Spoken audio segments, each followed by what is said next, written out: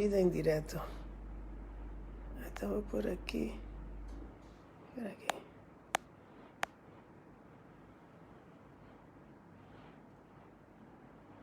Pesquisa.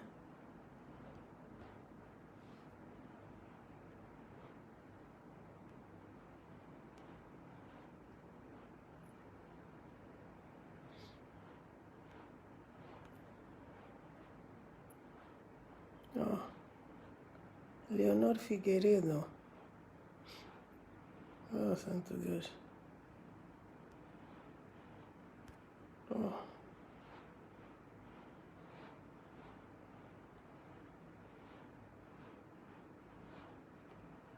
Oh, santo Deus. Isso não é complicado.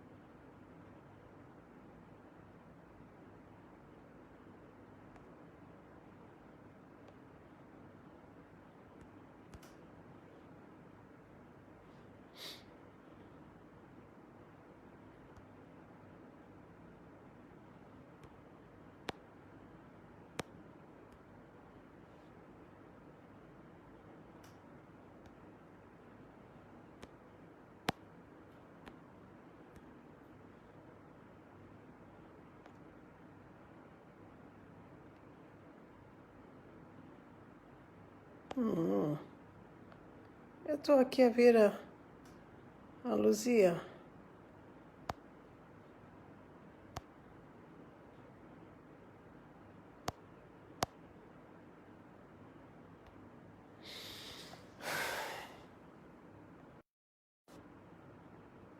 Vou esperar.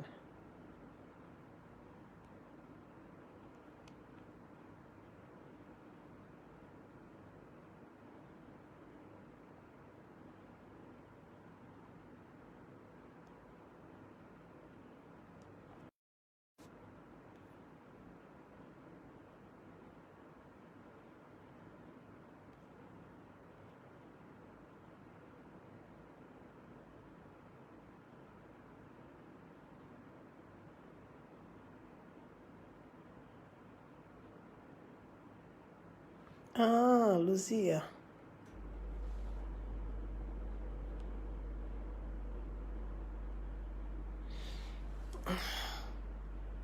Yeah.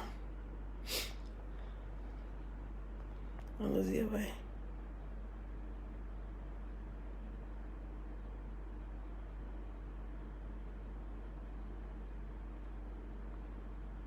Não leva tanto tempo para adicionar.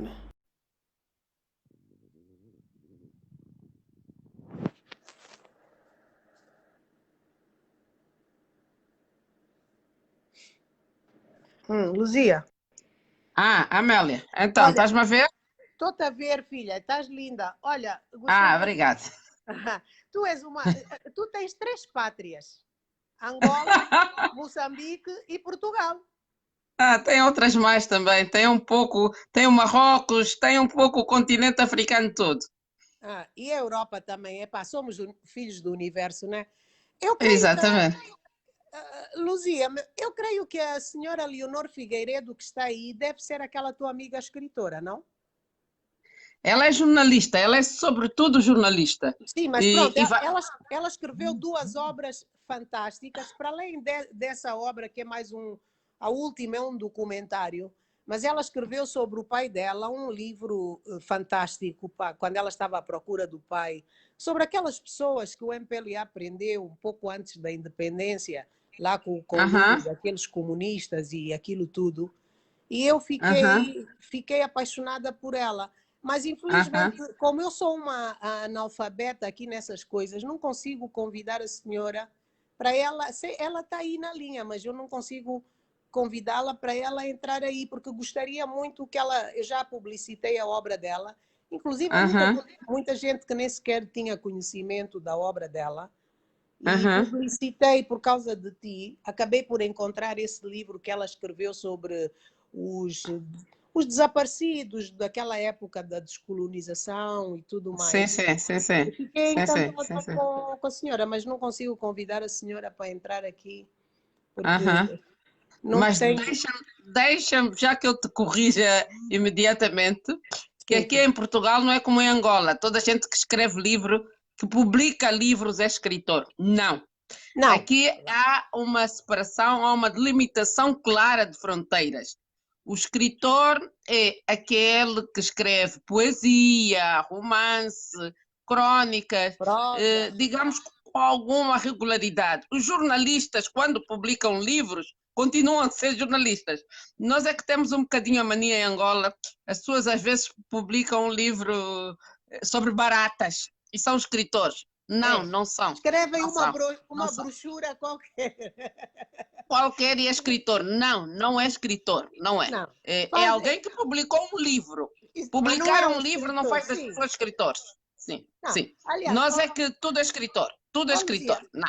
eu até para brincar um pouco, quando a mim às vezes me dizem que não sei quem aqui é cantor, eu pergunto, então e o Frank Sinatra é quem?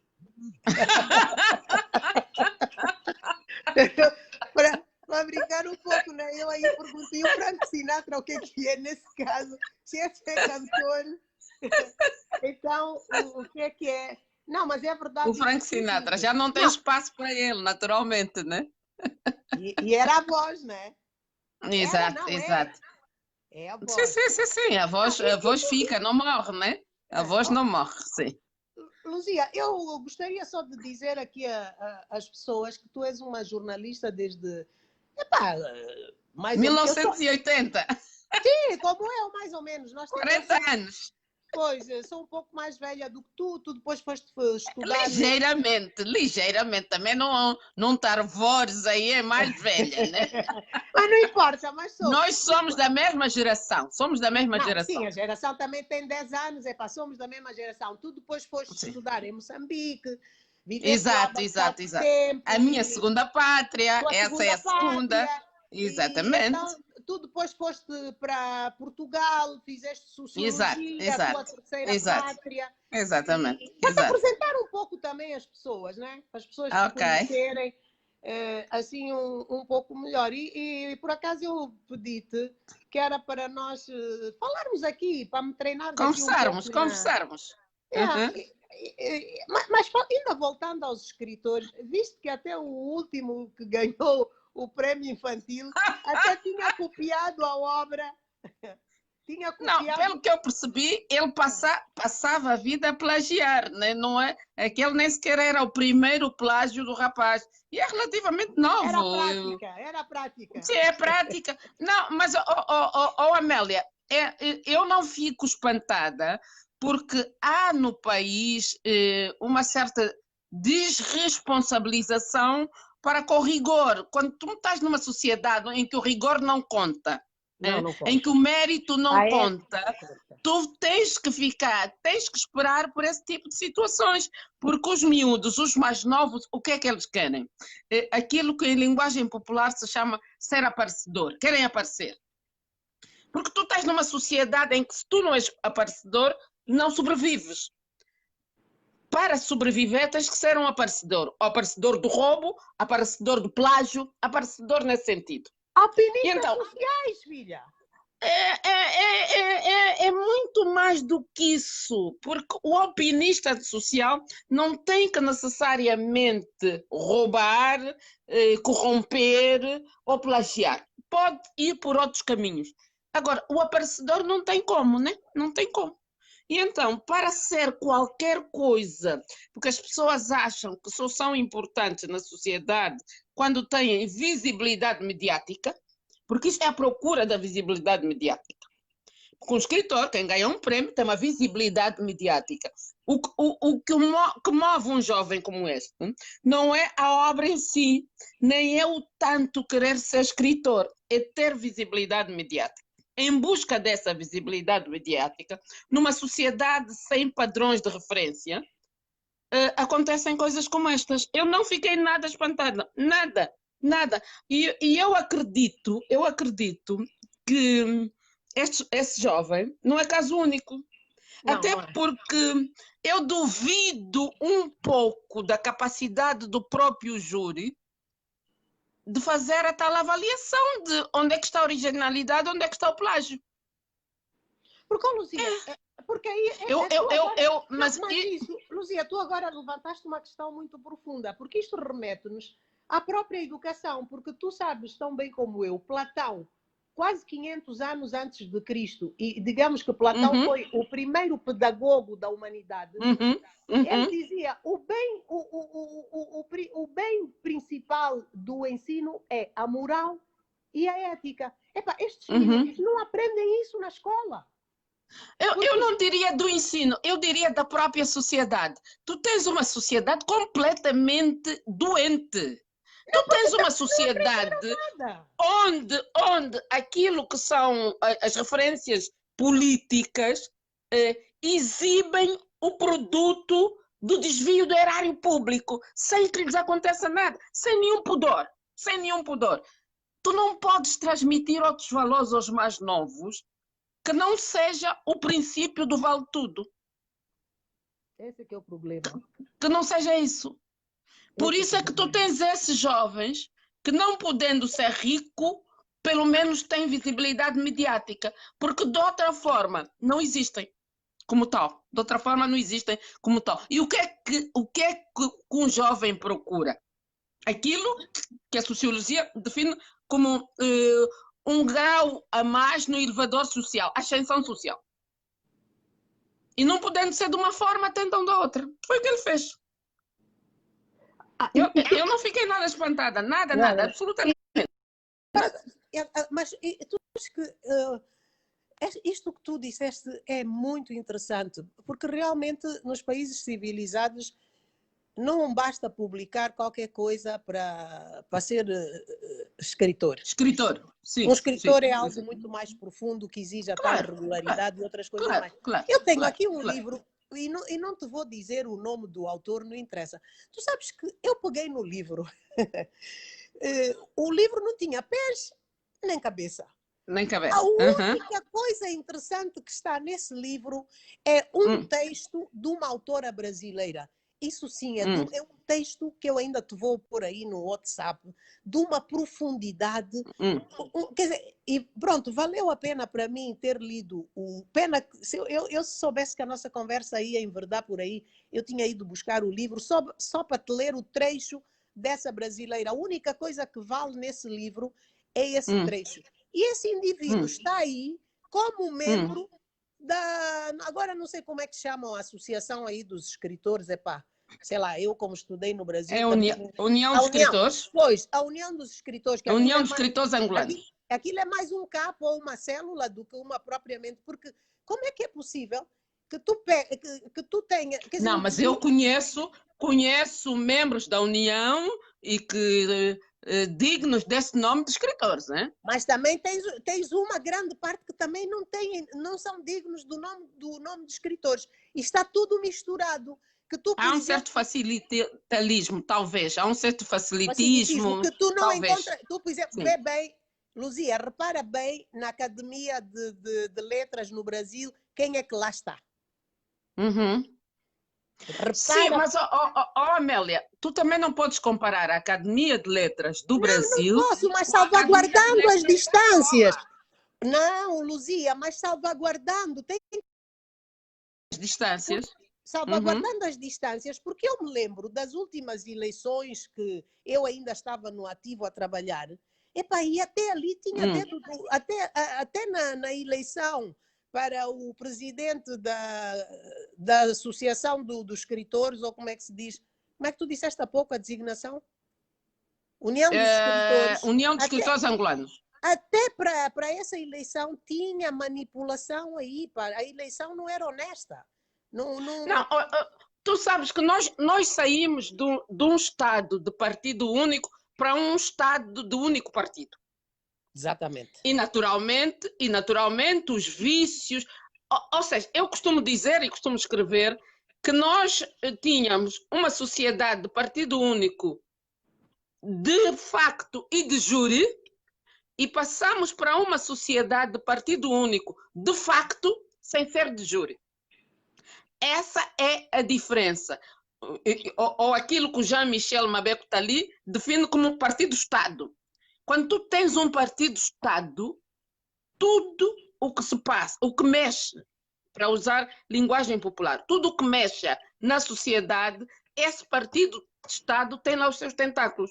Por isso, é normal, é perceptível, não é normal, a palavra não é certa, Não é normal. perceptível, É perceptível que os tentáculos do partido-Estado estejam em tudo que mexa. Em tudo que mexe. E uma união de escritor pressupõe ser um sítio de intelectuais por excelência, como deve ser qualquer escritor. Qualquer escritor deve ser, antes, a priori, um intelectual. Depois é que é um escritor. Alguém que produza os seus próprios pensamentos. Exatamente. Depois é que é um escritor. Porque ser escritor não é uma coisa fácil. Se fosse fácil, eu e tu seríamos escritoras. Não somos, é porque não é fácil. Sim, porque não basta publicar obra para ser escritor. Pois. Exatamente. Não, é preciso. Pois. É preciso ter um nível. E quando tu matas a massa crítica, tu acabas com a possibilidade de construir uma identidade e um país. Acaba tudo. Exato, mas se tu tens intelectuais ou pseudo-intelectuais que não são críticos, já não é intelectual. Não, o intelectual não serve para bater palmas. Esse que bate palma todos os dias. O intelectual não é baju. Se é baju, não é intelectual. Nós temos algumas dessas contradições na nossa sociedade. Eu acredito que neste período de transição, que nós estamos nitidamente a viver um período de transição, a sair de uma sociedade hermética a fazer um caminho, a tentar encontrar uma sociedade aberta, ainda não chegamos lá, nós estamos no caminho. Acreditas nisso com o Feijó e o Raul Araújo, na reforma da justiça? Ainda hoje, não, Amélia, Amélia, o meu problema não é a reforma da justiça, é porque uma sociedade democrática tem que estar assente numa série de pilares. Não pode ser só este, aquele ou aquele outro. Principalmente em nós, o povo, que somos a Assembleia e, portanto, o poder reside em nós, né? Porque temos um mandatário, mas nós somos os mandantes. Mas quem é que nos permite ser cidadãos aqui? Esse é que é o problema. Pois, esse é um problema. E esse talvez seja o problema principal. É que às vezes eu tenho a sensação que o povo, ou o eleitor, o eleitorado, para dizer numa palavra só, é apenas um detalhe. Mas enquanto não passarmos de detalhe para a verdade, dificilmente podemos dizer que estamos numa sociedade democrática tudo curto. Pois é, sim, Luzia, e eu e tu que somos jornalistas, e tu és socióloga, eu também queria falar um pouco disso. Eu gosto mais de ser jornalista. Eu sei. Eu sei, minha querida. Era justamente aí que eu queria levar a conversa para aí, porque outro dia abordamos isso ligeiramente, não é? Nós estamos numa fase de transição, mas a sociedade civil tem que apoiar quem tem a coragem de criticar algo, porque, tu sabes, nós somos o quarto poder, nós não somos o quarto do poder. E muita gente, aliás, quase ninguém percebe que nós somos o quarto poder, que é esse quarto poder. Eu acho que Amélia, tu devias ter dito, nós devíamos ser o quarto poder e não o quarto do poder. Não, mas eu e tu tentamos isso. Hoje a comunicação social angolana, com honrosas exceções, naturalmente, é mais o quarto do poder, onde o poder se veste e se despe, onde esconde o que quer esconder e mostra aquilo que quer mostrar. É mais isso do que o quarto poder. Porque o quarto poder pressupõe divulgar, anunciar, não é norma. Porque o jornalismo é isso. O jornalismo é o que não é norma. o que é norma não é jornalismo. Então, mas tu não imaginas como é que as pessoas Está a chover. Não Está a imaginas como é chover que em as Lisboa. pessoas... Isto não é jornalismo. Está a chover em Lisboa, não é jornalismo. Porque é norma chover em Lisboa. Se chove Exatamente. no deserto, É é notícia. jornalismo, é notícia. Porque não Porque é norma chover no deserto, né? Por isso é que eu descrevi outro dia, Luzia, e tu foste lá comentar, é o que eu disse. Para avançarmos um pouco, a sociedade devia-se criar um conselho da sociedade civil que fosse aceite, pronto, não há unanimidade de 100%, mas pronto, o mais possível, e que fôssemos nós a escolher os PCAs da comunicação social e não virem da Orion. Nós quem? Nós quem, Amélia? Nós quem? Não percebi. Sociedade civil. Devíamos formar um conselho. Mas depois tens que me dizer o que é que tu chamas de sociedade civil em Angola. Aí é que está. Eu chamo de sociedade civil em Angola uma indivídua como eu, que sou totalmente independente das minhas ideias, que produzo, tenho a minha massa crítica, que estudo, que leio e que a mim ninguém me vem contar histórias porque trabalho no jornalismo há muitos anos, conheço o MPLA, a UNITA, a FNLA, conheço mais ou menos porque farto-me de estudar, apesar das minhas leituras serem transversais. Mas tu não és sociedade, tu és uma cidadã. Da sociedade, mas o problema é que nós temos que ter cuidado com as palavras. Sociedade pressupõe ser mais do que um... Exatamente. Conjunto, mas eu estou a dizer, mas é desse conjunto. E a sociedade civil é constituída por instituições. Essas instituições é que constituem a sociedade civil, não a Luzia sozinha e a Amélia sozinha. Todos nós, mas que os PCAs não viessem mais da Orion e mais, que fossem, portanto, fossem escolhidos, não é, pela sociedade civil para que houvesse uma desgovernamentalização dos tais órgãos de comunicação. Eu, por exemplo, ouço a RTP África, não é? De vez em quando calha. Opa, e a RTP África, e a mim dói-me, RDP África ou RTP África dói-me, dão mais voz aos angolanos discordantes do partido da situação do que a própria Rádio Nacional ou TPA. Tu repara que ainda hoje a TPA, Rádio Nacional, Jornal de Angola, não têm uma agenda própria, não têm uma pauta, melhor dizendo, própria. A agenda deles é a agenda do governo. E tu ouves coisas na RDP África que depois não consegues ouvir na RTP. Eu digo assim, meu Deus, mas eu sou daqui desta terra, eu sou angolana. Por que o que eu ouvi o Adalberto falar na RDP África, não consigo ouvi-lo dizer aqui na TPA? Na TPA. E sempre aquela velha história, aqueles chavões de quando eu e tu éramos miúdas. Fazer a verdade, fazer a revolução é informar com a verdade. Com verdade. Sempre pagamos para a UNTA, descontamos, mas a UNTA nunca fez nenhum clube de dança. E tínhamos aí a UNTA.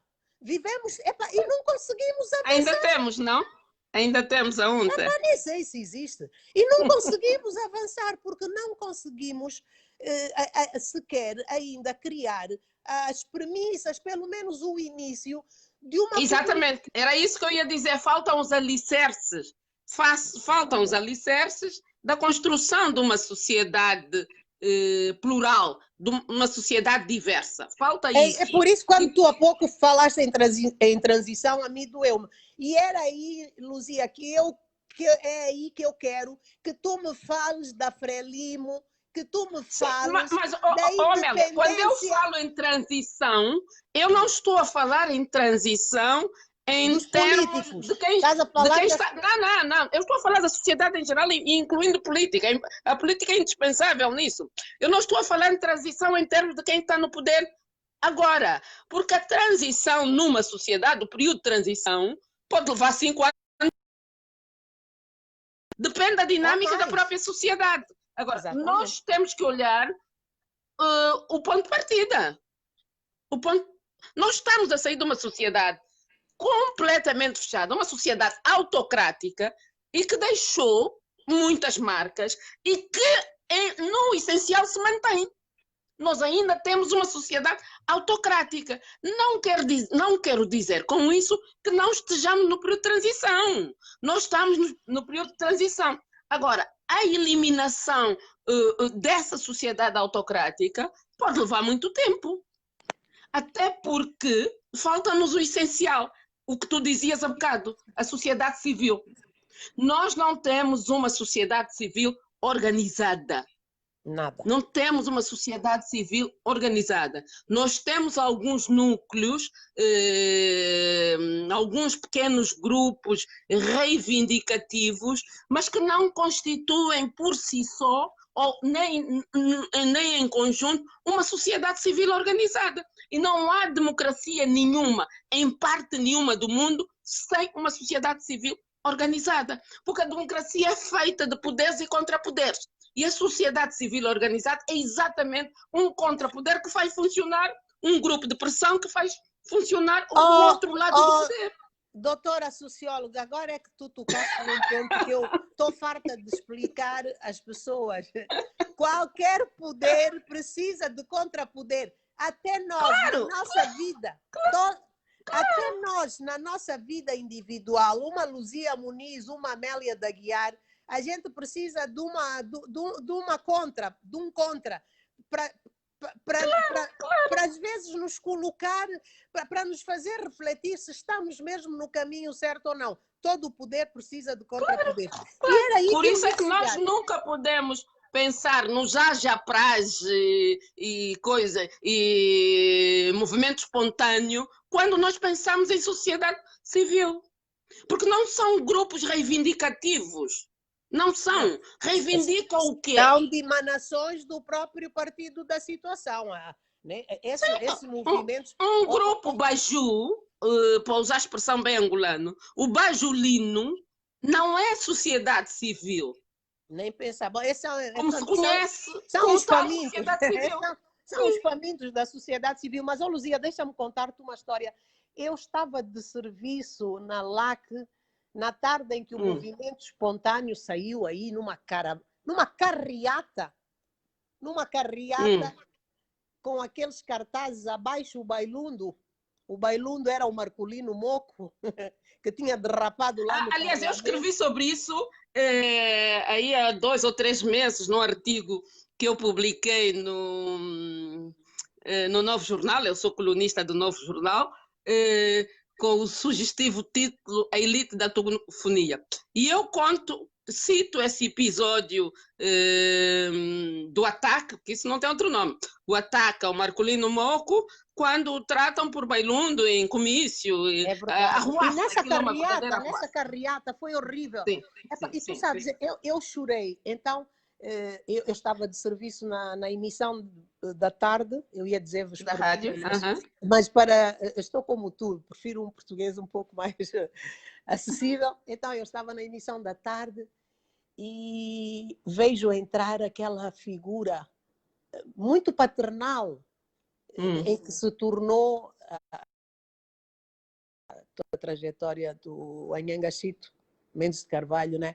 Mas ele no fim num homem bom, e vejo entrar aquela figura que ele era um homem bom. Ele transmitia confiança com aquele chapéu dele na cabeça, aquele andar dele lento. Ele entra e vai até lá ao estúdio e disse a Amélia: eu quero falar contigo aqui.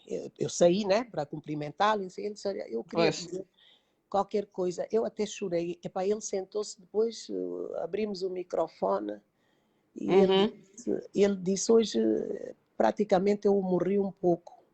Não é possível que o MPLA permita isso. Marcolino Moco acaba de ser nosso primeiro-ministro. Foi secretário-geral, né, do MPLA.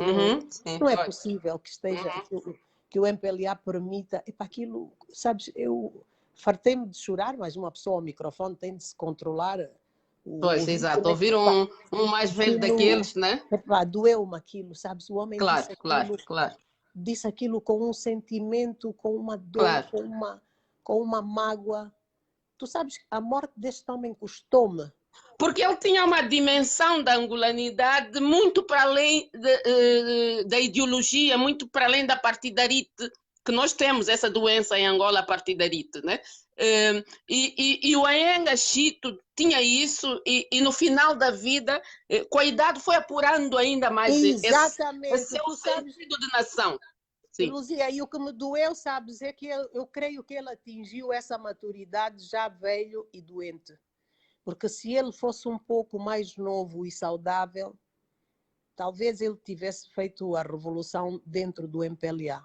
Epá, até hoje, a morte desse homem dói-me, sabes? É uma coisa que me toca, porque foi das pessoas mais profundas, eu posso imaginar. não é? Mais profundas, mais... Ele, no fim, ele tornou-se mesmo... Epá, num homem bom, aquilo que tu dizes é uma Eu boa não pessoa. falo, eu sou suspeita porque eu sou sobrinha dele, tenho laços de parentesco, ainda bem que eu não sabia. Olha, bom, epá, nós como somos duas pró-intelectuais e portanto olha, não somos eu lembro-me dele, ele me tratava muitas vezes por Leberda. Leberda em Catete são os rebeldes, né? Eu tenho um bocado esse espírito da rebeldia, gosto de pensar pela minha cabeça e mais do que isso, dizer mais o que penso do que o que eu não penso, né? Isso leva-me a muitos sabores, né? Como deves imaginar. E lembro-me, a memória que eu tenho, que eu guardo com muito carinho do tio Agostinho, que era assim que nós o tratávamos, era na igreja metodista, onde nos encontrávamos muitas vezes. Eu nasci, sou filha do metodismo, e ele dizia sempre para mim, eu tenho que dizer em quimbundo, senão, não, eu liberta, que né? Ou seja, tu és uma rebelde, não és? E eu respondia, é bem que tu nem, a quem é que eu saio? E ele ficava muito incomodado, porque na nossa educação tu não respondes ao mais velho, né? E eu tinha esse atrevimento de perguntar a quem é que eu saía. Enfim, tenho dele Luzia, muitas... E agora deixa-me só fazer uma pergunta. E como é que eu e tu nos conhecemos há mais de 30 anos e eu nem sabia que tu eras muito mais. Há muito mais. E como é que eu nem sabia que tu eras de Catete? Porque isso não foi importante para nos relacionarmos, né? Não, pois é, isso é para dizer que o tribalismo aqui também foi imposto, né? Porque não era da nossa cultura. Senão eu tinha que saber que tu eras de Catete, pá. Nunca me passou. E eu passava a vida a ir lá comer bem na tua casa. Não, nós sempre gostamos muito uma da outra, mas é assim. Tinhas boas comidas lá. Eu gosto de imaginar. Tu sabes que eu pensava que tu eras daqui de Luanda? Não, eu sou cateta até os meus tataravós. Vê lá tu. Sou filha, neta, bisneta e tataraneta de catetes. Bom, Luzia, mas é assim, como nós somos duas pró-intelectuais e para não dizerem que gostamos de não sei quê, como é que foi aquela passagem do Tim Mendes pela Comissão das Lágrimas? Olha, eu não tenho muita informação, se calhar não tenho informação sobre isso, porque eu com ele tinha sobretudo uma relação de familiaridade e não uma relação política. Claro. Deixávamos a política para trás, até porque a minha mãe, conhecendo bem a filha que tinha, minha mãe já morreu, e conhecendo bem o outro lado do mano, não permitia que a relação resvalasse para o lado político. Porque eu sou uma eterna inconformada, né?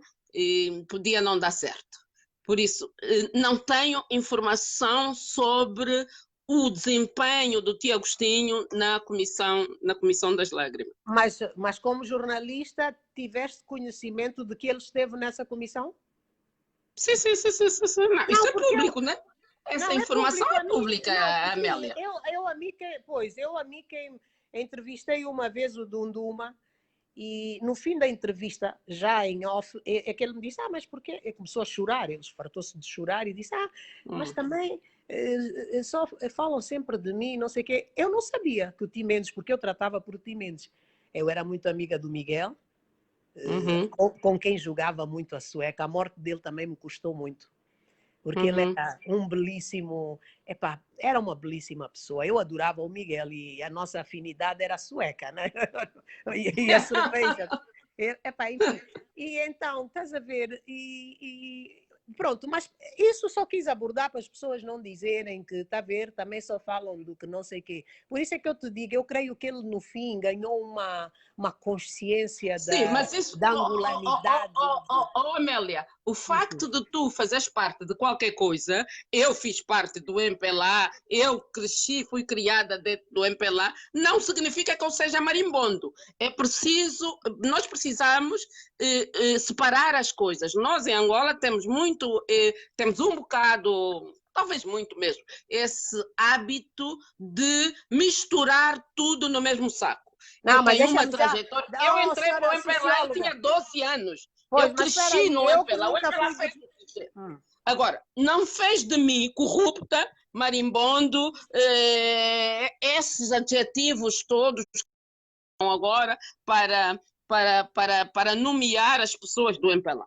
Que é O uma facto falta de de estar respeito, dentro né? Que é um uma falta de grupo não respeito. significa necessariamente que todas as pessoas nesse grupo tenham o mesmo comportamento. Não, não. Isso não é. Aliás, eu até costumo dizer, não a brincar, mas a sério, sobretudo quando faço conferências, o MPLA está mal consigo próprio, porque o MPLA é nitidamente, a sua direção, nitidamente um partido ou gente de direita, e em alguns casos de extrema-direita, mas tem umas bases de esquerda. Por isso, há aqui uma contradição, por isso é que o MPLA está em permanente conflito consigo próprio, né? Está em permanente, tem sempre umas alas a conflituar com outras, porque tem problemas de identidade. O MPLA tem problemas de identidade. Então, deixa-me aproveitar a tua deixa para eu te dizer qual é a minha posição. Para mim, o MPLA não é nada. E agora eu quero falar um pouco da Frelimo. Quero passar para Moçambique. Ok, vamos a isso. Eu quero passar para Moçambique. Que é o meu outro partido. Que é o teu outro partido, tua segunda pátria. Eu quero saber as diferenças principais entre a Frelimo e o MPLA. Intelectuais mais sérios, maior independência dentro do... menos dogmáticos, mais meritocracia, porque lá tu não sobes montado nas costas de ninguém, como é nitidamente aqui. Fala-me um pouco disso, Luzia, quero-te ouvir. Olha, há duas diferenças que convém assinalar entre a Frelimo e o MPLA. E a primeira diferença, que eu acho que é a diferença central, a Frelimo nunca esteve refém de nada e de ninguém. O MPLA, durante muito tempo, o MPLA desapareceu. Se tu te lembrares, durante décadas, 2 ou 3 décadas, o que é que era o MPLA? Era aquilo que se definia por futungo. Isso na Frelimo nunca aconteceu. Nunca aconteceu.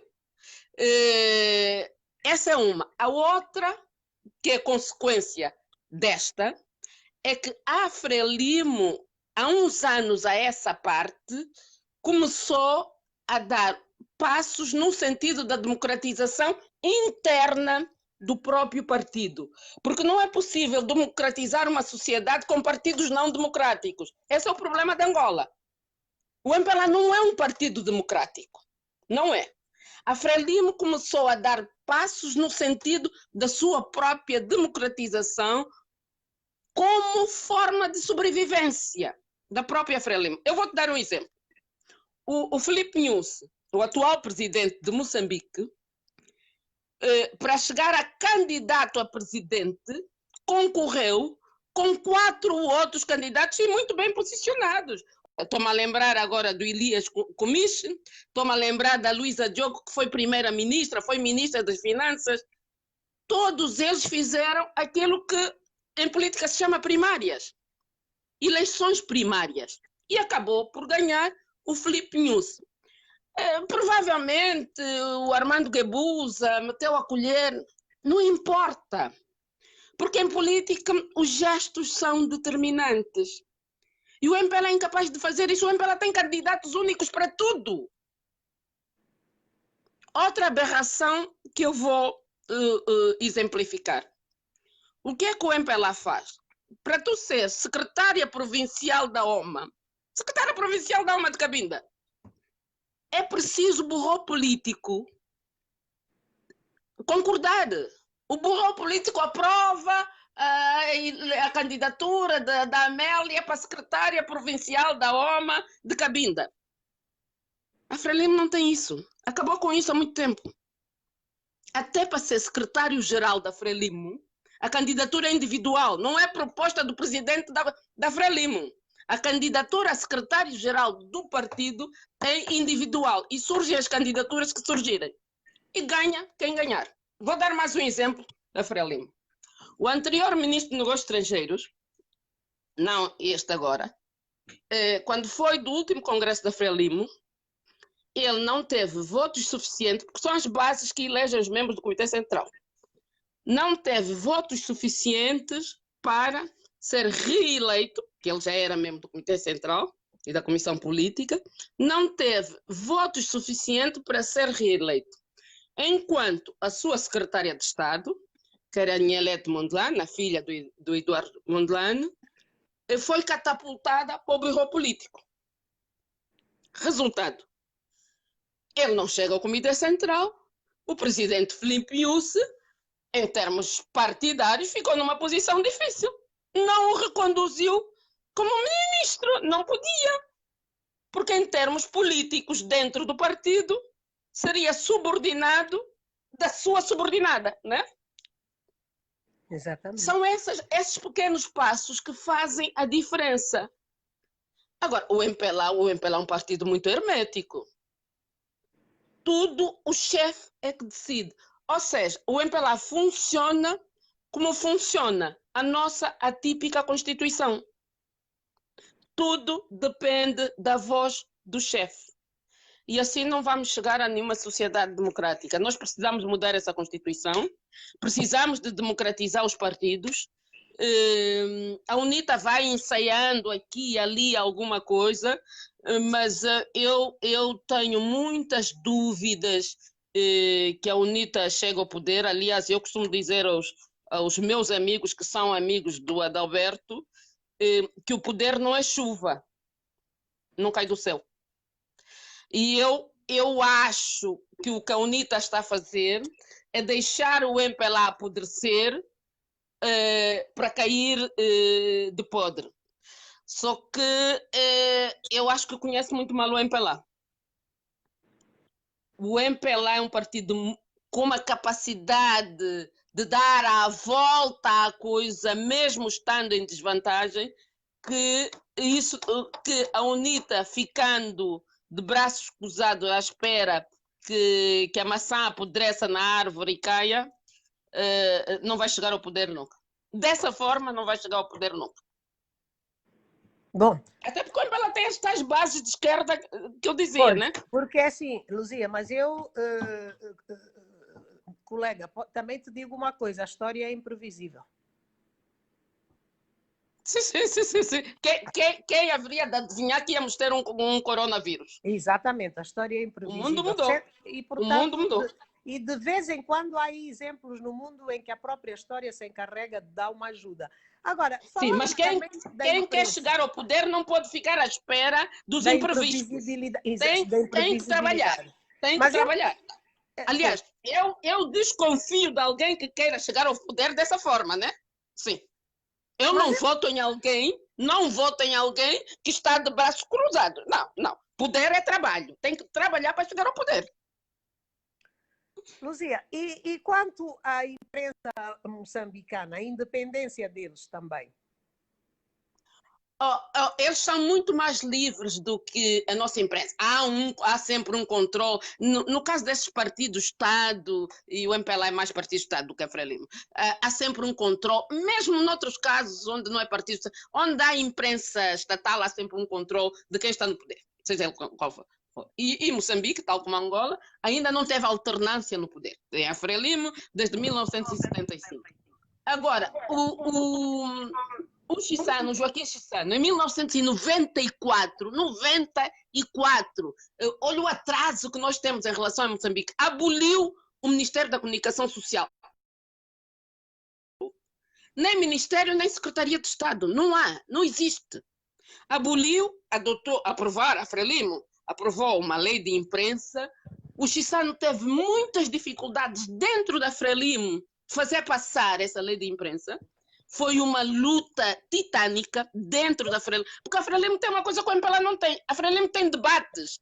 As reuniões do Comitê Central da Frelimo duram 3 dias. As do MPLA duram meia hora, o que quer dizer que já estava tudo feito. A Frelimo tem debates acesos, onde ganha quem tiver melhor capacidade de argumentação. É que vence. E nem sempre o vencedor é o chefe, o líder. O líder tem que fazer algumas concessões para fazer passar algumas das suas mensagens. Mas isso é a essência da democracia, né? Isso que tu dizes é tão verdade, que a Frelimo vai crescer quase 2% e Angola até 2023 não vai crescer porra nenhuma. Portanto, Eu já vi alguns estudos que dizem que o primeiro crescimento da Angola, muito tenue, de 0, não sei quantos, será em 2026, 27. Espero que estejam errados. Não, se calhar não estás. Mas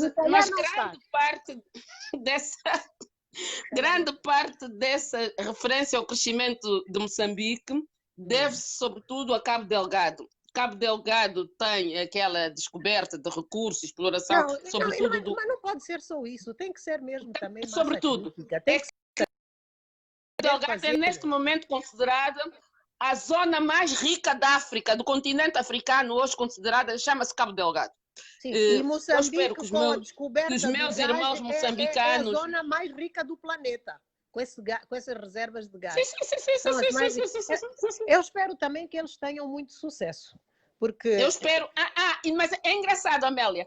Os moçambicanos têm, até por causa das nossas más experiências, em Moçambique, quando alguém tenta desviar de forma colossal do erário público, quando alguém tenta levar os recursos, os rendimentos, os recursos dos recursos naturais para proveito próprio, eles têm uma expressão que é: nós não queremos a angolanização de Moçambique.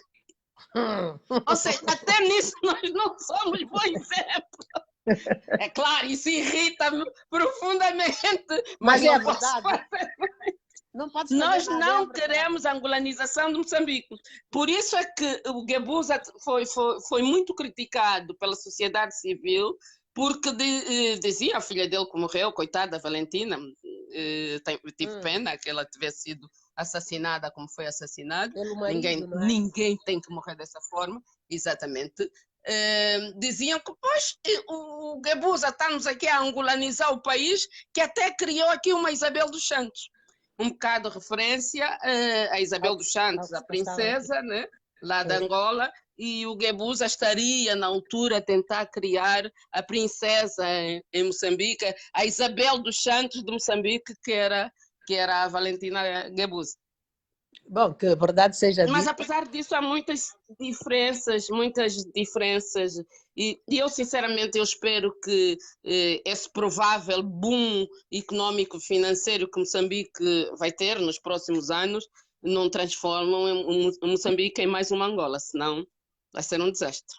Sim, oxalá que eles percebam. Eu acho que eles conseguem, porque como eles têm mais liberdade do que nós, e como tem um partido, o Frelimo, mais aberto, onde há mais crítica do que no MPLA, onde há debate. Né? Sim, exato.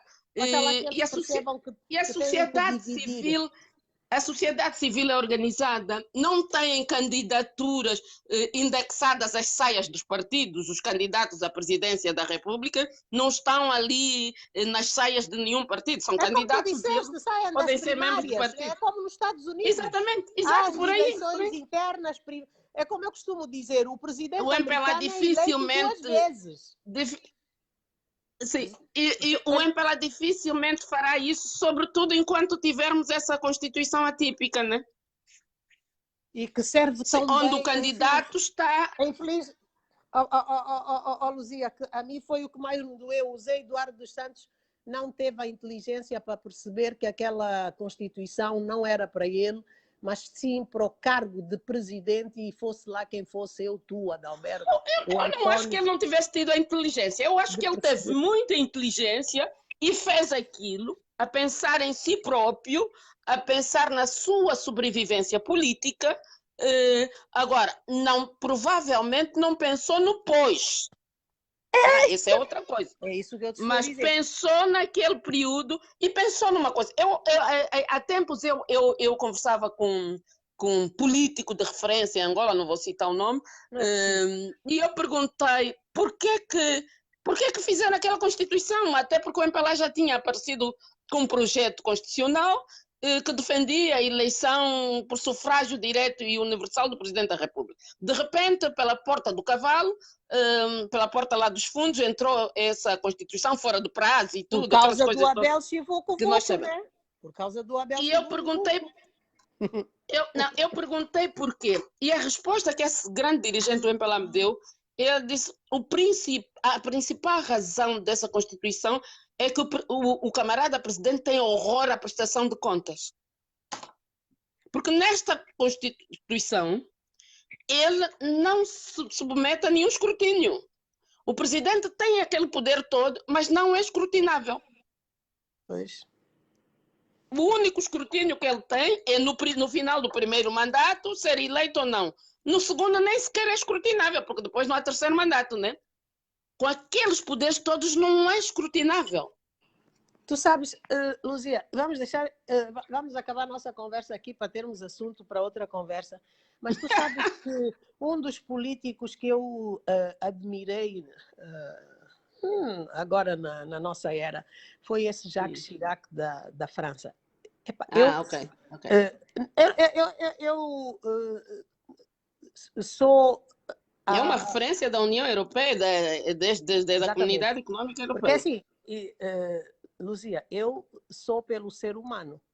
Eu acho que todos nós seres humanos, e porque a nossa passagem aqui é tão curta pelo mundo, não é? Pela Terra, somos viver com a mesma dignidade, com as mesmas possibilidades, ter uma vida decente, sermos gente, sermos pessoas. Todos nós.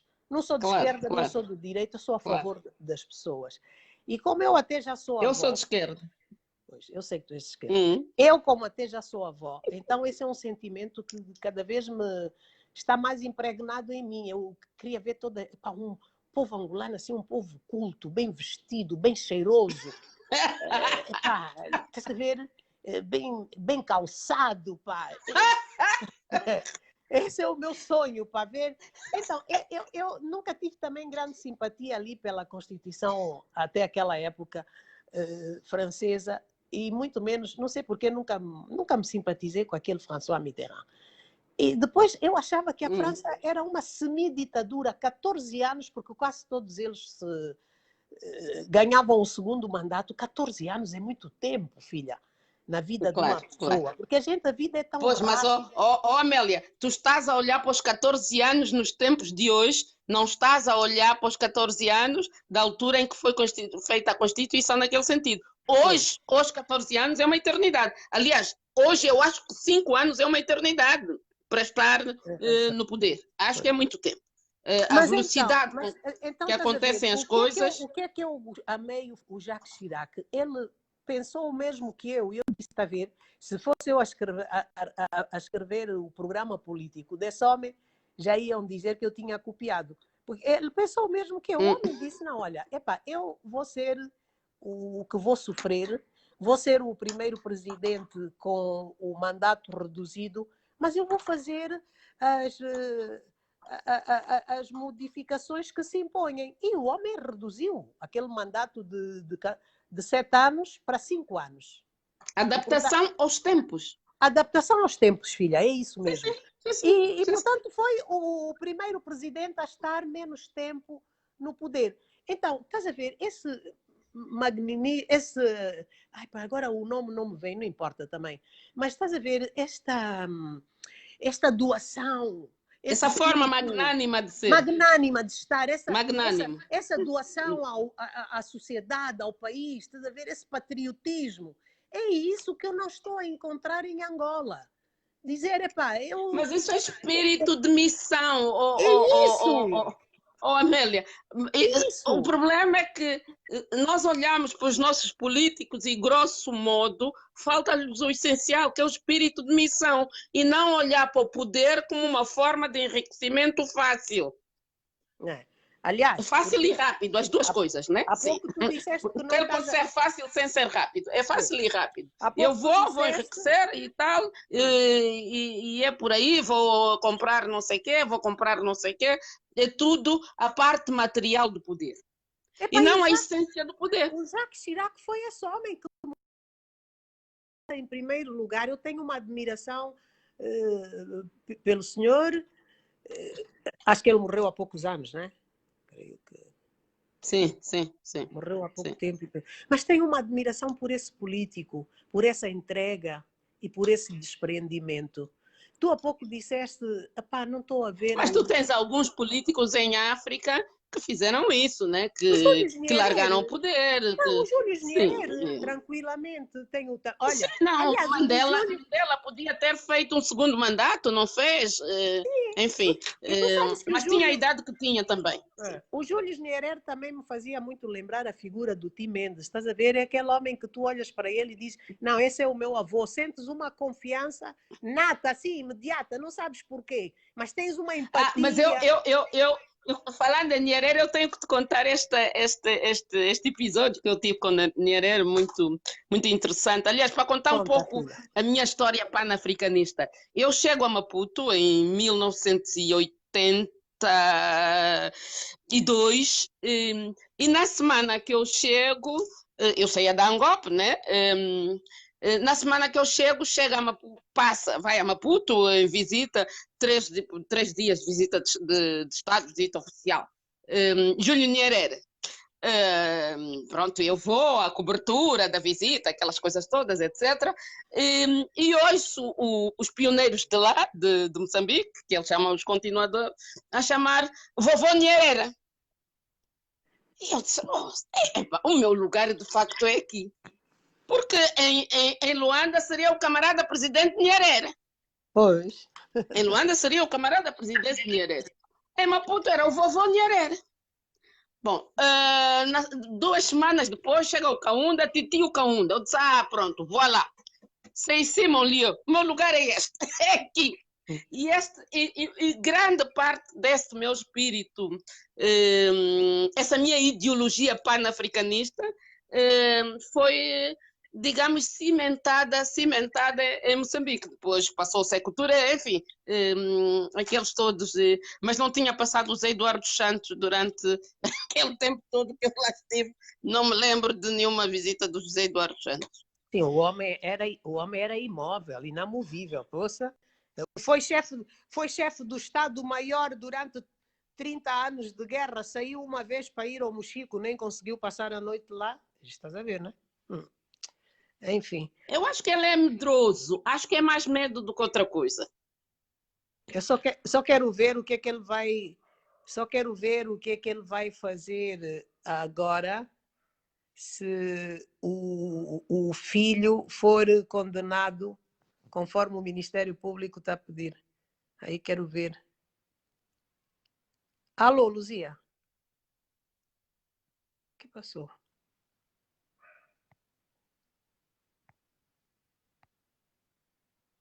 Opa!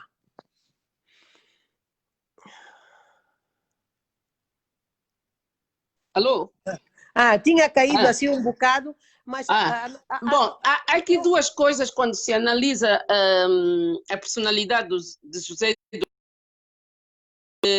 A primeira coisa que nós temos que pensar, primeiro, o José Eduardo Santos na minha perspectiva, dos políticos angolanos, da geração dele e da geração anterior, o maior, não vou dizer o melhor, o maior gestor de silêncios. José Eduardo Santos sabe gerir silêncios como ninguém. O José Eduardo Santos não é imediatista. Uma coisa está ligada à outra. essa boa ou essa capacidade de saber gerir silêncio advém do facto dele não ser imediatista. Nós nos lembramos, nós que somos jornalistas e acompanhamos o desempenho de José Eduardo Santos, nós nos lembramos muitas vezes de algumas atitudes de José Eduardo Santos que não compreendíamos. Mas por que ele fez isso? Passado, sei lá, 1 ano ou 2, percebíamos, afinal, na altura em que ele fez aquilo, era para hoje fazer isto. Há poucos políticos em Angola com essa capacidade. Por isso, eu acho que se o filho dele for condenado, não sei, não estou dentro do processo. Claro, nem é juiz. Ele provavelmente se pronunciará, mas vai escolher o momento certo. Não vai abrir a boca a seguir a condenação. Vai continuar a gerir o silêncio e vai escolher o momento. Uma das coisas que eu gostava de fazer agora, como jornalista, era entrevistar José Eduardo Santos. Como jornalista eu gostava de... Mas isso é porque eu acho que ele não tem nenhum direito, ele não tem direito de pegar a história que também é minha, também é tua, é da minha mãe, dos meus irmãos e levar para a tua. Ele não tem esse direito. Sim. Eu também acho que não, mas quem não é que tem consegue? esse direito. Olha, já agora, só para tu te rires um bocado, tu queres saber, quando eu estava no café da manhã com o Zé Rodrigues, uma vez o Zé disse, pá, Amélia, vamos escrever uma carta ao Presidente da República a pedir um café da manhã com ele, né?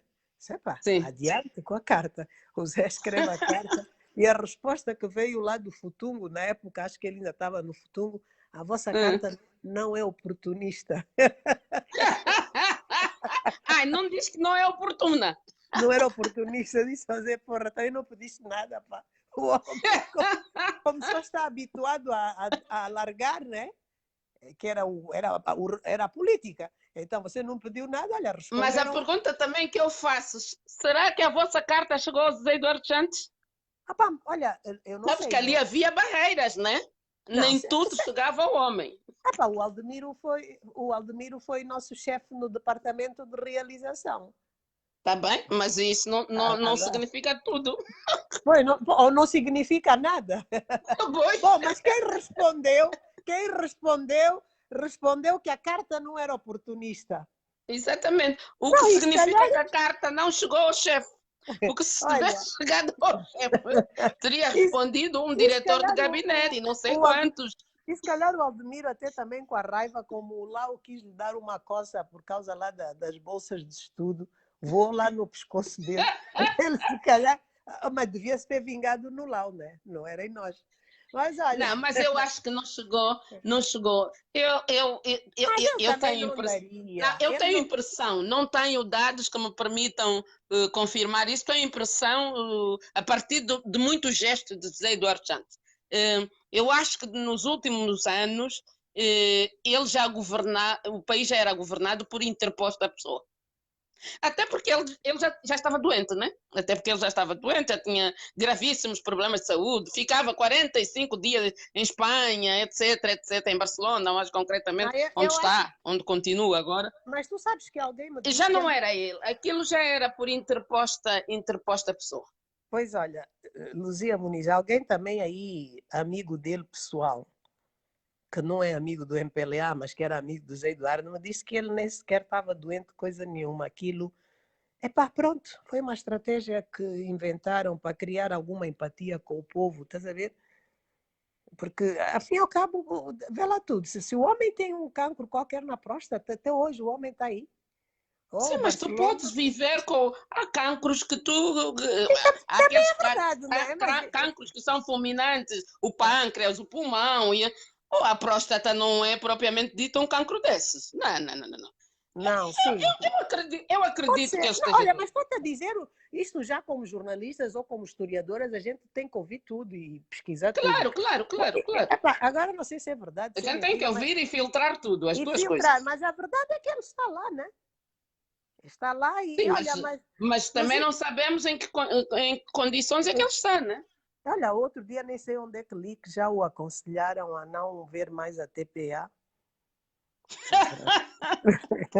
Se ele fosse o meu pai, eu também daria esse conselho. Não é? Pois. Se fosse meu pai ou meu amigo, eu também diria, pá, poupa-te, não escusas de estar a ver essas Mas, coisas ó, Luzia, mas desnecessárias. tu aí Olha, tens vê a razão. BBC, vê a Voz da Alemanha, vê, sei lá, CNN, não vejas TP. Mas tu tens Também, razão. eu Ele não própria tem dou o esse conselho. direito. Olha, os meus sobrinhos, os meus filhos, os meus irmãos que estão em Angola, eu dou-lhes esse conselho para não verem TPA, em defesa da sanidade mental da minha família. É mesmo. Bom, eu nem pago para ver TPA na minha casa. Ainda bem. Eu pago só a internet. E não, nem Zap, nem TPA, nem o diabo que o carrega. Agora te vou dizer, olha, vou mesmo reafirmar o que tu disseste. Esse velho não tem o direito de morrer sem contribuir para a história da Angola, pá. Exatamente, Ele não tem exatamente. direito. Porque é a minha história, a tua história, a história dos É a nossos nossa filhos, história. dos Ele nossos, tem a a história de obrigação. todos nós. Sim. Ele E tem ele é o principal protagonista da história angolana do século XX. O principal protagonista chama-se José Eduardo Santos. Do século XX e 17 anos do século XXI. Exatamente, sim. É o principal 17 anos do protagonista. século Ele não XXI. pode, não, ele não pode levar a nossa história para a tumba. Ele tem Mas paciência, mas viste, não né? pode. Visto o que Sim. aconteceu com os portugueses que foram lá xeretar. Mas olha, eu não sei. A Tizé, como tá, a Tizé comigo já não vai a lado nenhum. Mas se tu lhe pedires, talvez ela aceite, não? Arranjar aí Uma entrevista com o pai. Olha, Não, até já abriram as fronteiras entre Portugal e Espanha. Eu ia à Espanha, eu não me importaria nada, ia à Espanha num instantinho, porque há muita exatamente. coisa que precisa de ser esclarecida, né? Isso nem seria um furo, seria uma cratera jornalística. Não seria Eu acho que seria mais dever cívico, né? Seria uma coisa espetacular. Fala Sim, com é um ela, ato talvez. cívico, não, é em nome da nação. Exatamente. Porque o Talvez homem ela. fez muitas coisas erradas, fez muitas coisas certas também. Porque é impossível alguém fazer só coisas erradas, é impossível. Fez muitas coisas certas, sim. Aguentou estoicamente aquele exército sul-africano, não importa se é com a ajuda de cubanos ou não sei o quê. Era preciso a decisão dele. E o homem aguentou isso. Isso temos que tirar o chapéu ao homem. Podia ter capitulado. Luzia, eu não tiro o meu chapéu a esse homem de jeito nenhum. Eu a esse não lhe tiro. Tiro o chapéu a ti, mas a ele não lhe tiro. Mas não importa. Mas respeito a tua posição. A ele não lhe tiro o mesmo chapéu. Por isso, e honestamente que não consigo. Não és a primeira pessoa que me diz isso. Pessoas muito ligadas a mim, mas eu não consigo ver nada de bom que ele tenha feito. Epá. Talvez por causa do rapto que sofri, que os tribunais não funcionaram. Amélia, é impossível alguém em 38 anos de governação não fazer uma coisa certa. Isso já é maniqueísmo. E não vamos ser maniqueístas. Filha, mas eu aí vou ter que ser. Tanto nunca lhe reconheci valor nenhum, que na campanha me convidaram para ir lá ao tal jantar e eu nem sequer lá compareci. Fui beber. Isso é outra coisa. Tu não queres entrar para a campanha dele. Porque não, eu fiz-lhe a campanha por causa do Augusto. Fiz-lhe a campanha por conta do Augusto. Mas depois do jantar e não sei o quê, não me interessei mesmo. Não pus lá os pés. E que não perdi nada. Porque, acho, do ponto de vista intelectual, é um homem fraco, preguiçoso, que nunca estudou, e de tal forma que ele nem sabia esconder a sua ignorância. É uma coisa que a mim sempre... Não vamos tratar assim o homem. Não acho... Luzia, mas posso-te dar um exemplo, posso-te dar dois exemplos. Não acho que ele não tenha estudado, e também acho que os políticos não se avaliam desta forma. Um dos políticos que eu muito admiro, ainda admiro, é Lula da Silva, que é, como tu sabes, um operário. Eu acho que a capacidade... É um operário, não é um operário qualquer, né? Mas é um operário. Há operário e há operários, é assim. Porque mas eu acho que, sim, mas não eu acho que a avaliação política não pode ser feita dessa forma. Luzia, não podes comparar o Lula da Silva com o Zé Eduardo, nem pensar. Não estou a comparar um e outro, estou a tentar Pois, mas explicar como é não, que uma avaliação política é Luzia, feita. Não tem a ver com os é. estudos que se tem e não se tem, né?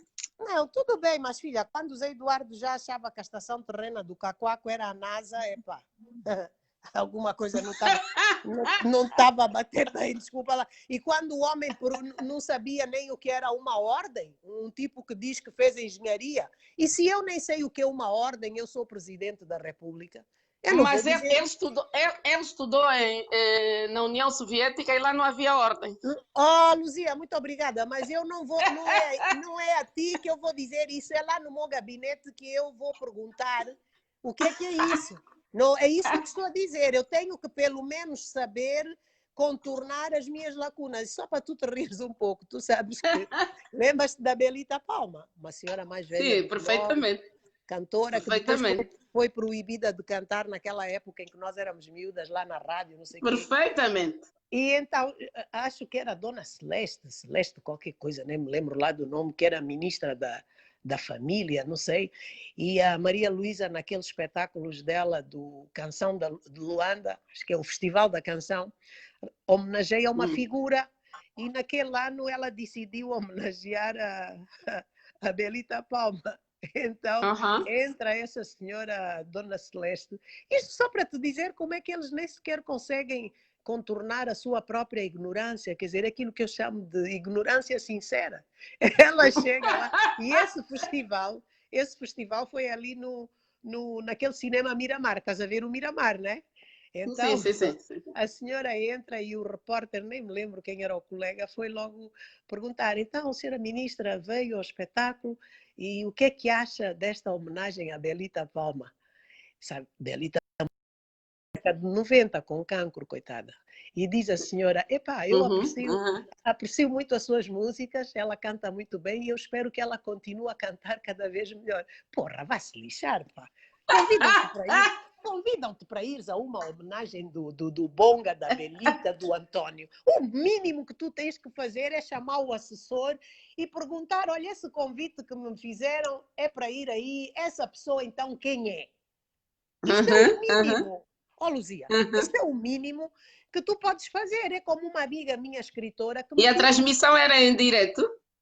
E a transmissão era em direto, pá. Olha, estás a ver aquela cena da vergonha alheia? Eu é que me senti mal no lugar da senhora. Porra, o que é isso? O que é que essa senhora veio fazer aqui? O que é que a senhora veio fazer aqui? Por amor de Deus. Então, uma pessoa não se prepara, não tenta saber para onde é que vai, o que é que... Não é? Tem santa paciência. Sabes, Amélia, nós não temos muito a cultura de estudar os dossiês, porque isso faz parte de uma cultura política, estudar os dossiês. Nós é VUPA, aquela expressão VUPA, é VUPA. Ou como dizem agora os miúdos, a vuvulai. Vuvulai. Não pode. No nosso tempo era VUPA, né? Ninguém te leva a sério, né? Por amor de Deus, que é isso?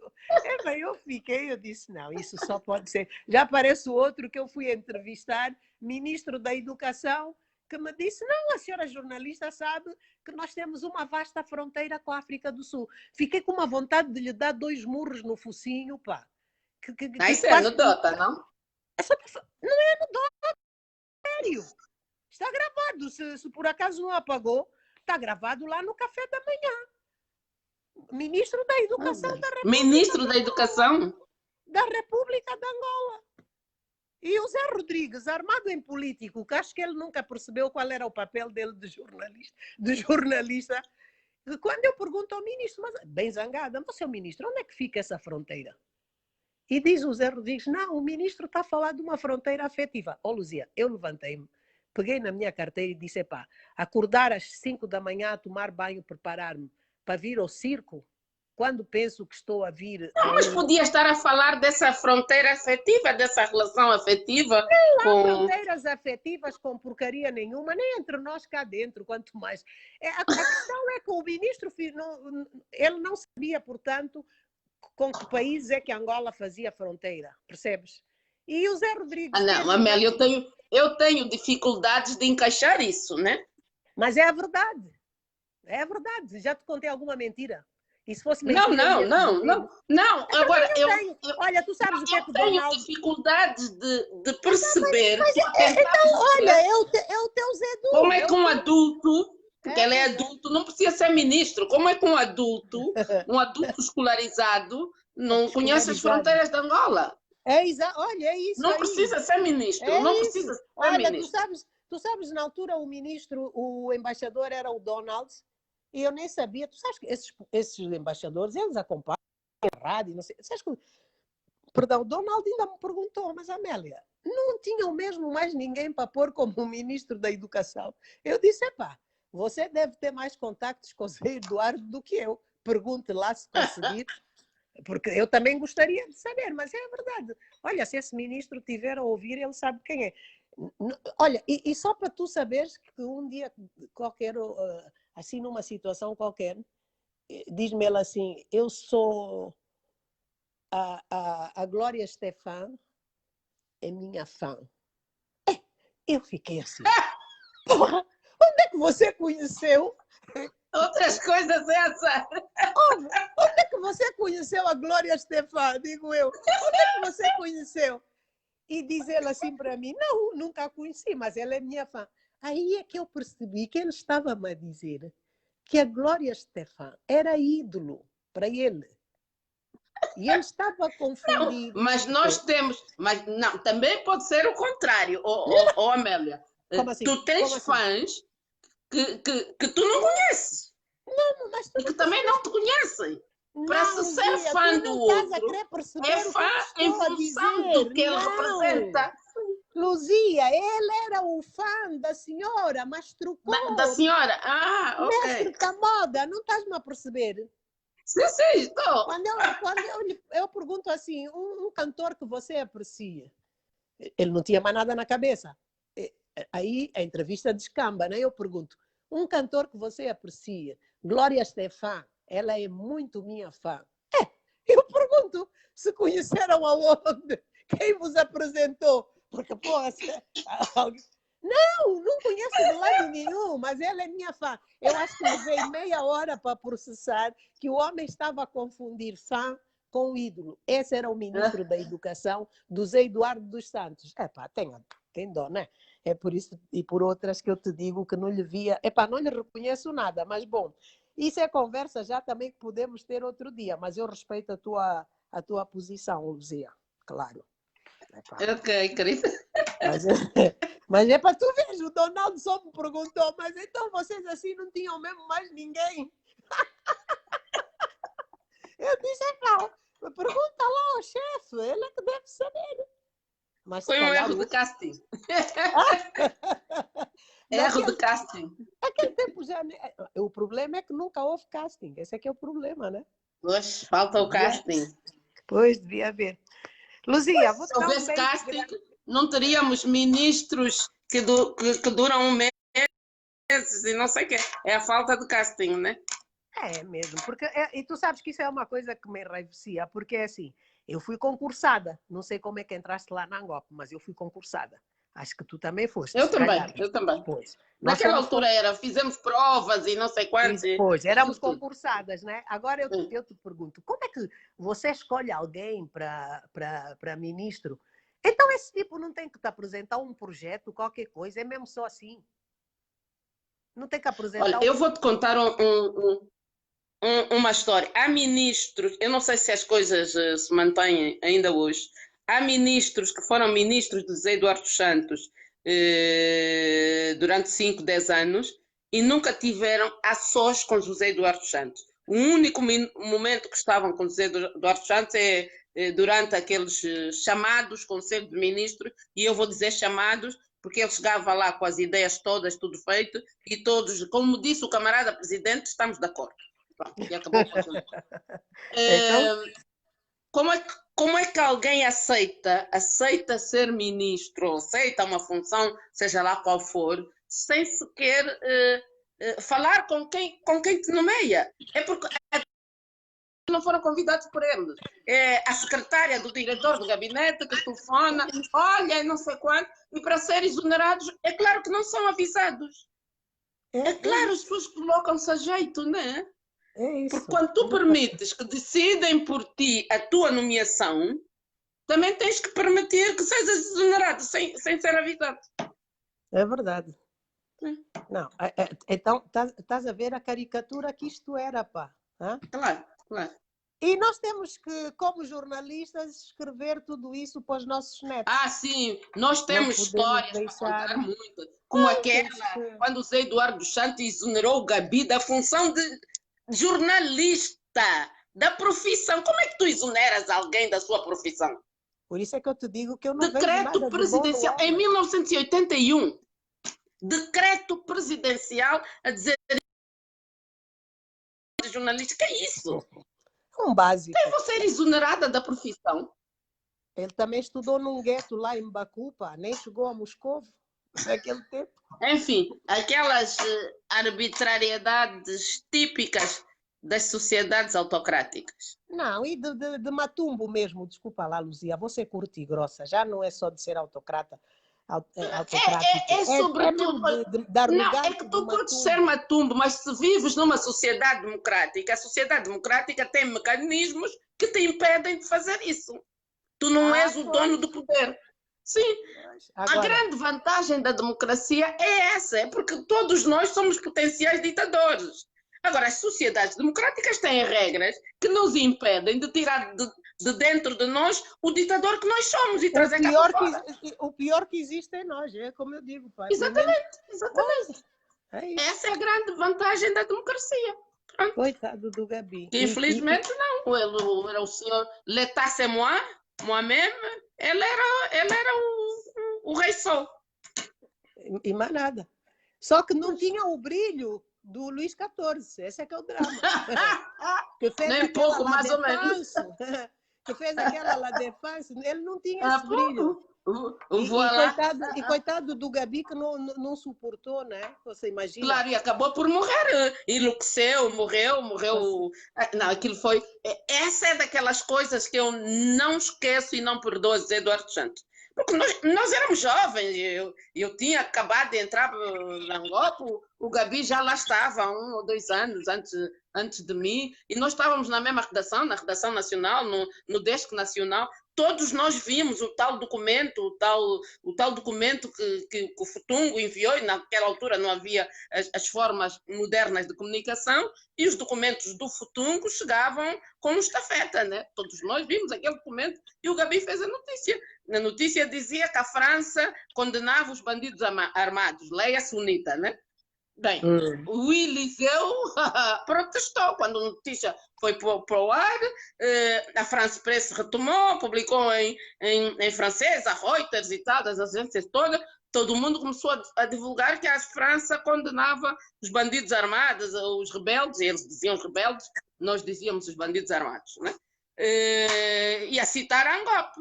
Bem, o Futungo entrou em pânico e a corda arrebentou do lado mais fraco. Porque o jornalista inventou. Procuramos o raio do comunicado 2 dias inteiros na redação. Angope, na altura ainda era no Quinax. Qual comunicado qualquer? Nunca apareceu tal comunicado. É claro, os bofias que estavam lá dentro deram sumiço ao papel. Vocês nunca descobriram quem foi a topeira, né? Não. Nem era já possível descobrir. Aquilo foi... No mesmo dia à noite sai o comunicado do Zé Eduardo Santos a exonerar o Gabi. De jornalista. Ele nem sequer, ele não era chefe de nada, ele era repórter. Éramos todos nós, nenhum de nós. Havia chefe de, acho que era o Passi, o chefe de turno, o chefe de redação, se não me engano, era o Zé Mena Brantes. E foi exonerado de jornalista. Quer dizer, proibir alguém de exercer a sua profissão. Então, profissão. Homem, né? É para tu ver, se ele na estação terrena do Cacoaco estava a falar da estação espacial, podes ver. Ó Lu, um beijo grande. Outro, gostei de te ouvir. Fica bem, até a próxima. Vamos fazer mais coisas dessas. Tu é que és da minha escola. Vamos fazer mais coisas dessas para ir buscar. Vamos, sabes porquê? Para ir buscar um bocado da história de Angola, aquilo que o Zé Eduardo Santos não está a fazer. Olha, o Zé Eduardo devia estar num programa desse conosco. Ele não tem cérebro para isso. Nem cérebro, Tchau, nem, beijo. nem cérebro, nem os frutos, que a essa hora os frutos também já envelheceram, né? Ai, meu Deus. Amélia, tchau. Fica bem, gostei de te Tchau. ouvir. Oh, um beijo muito grande. Tchau, queridas. Um beijo. Já, Tchau. obrigada. Tchau, Agora tchau. vamos lá ver.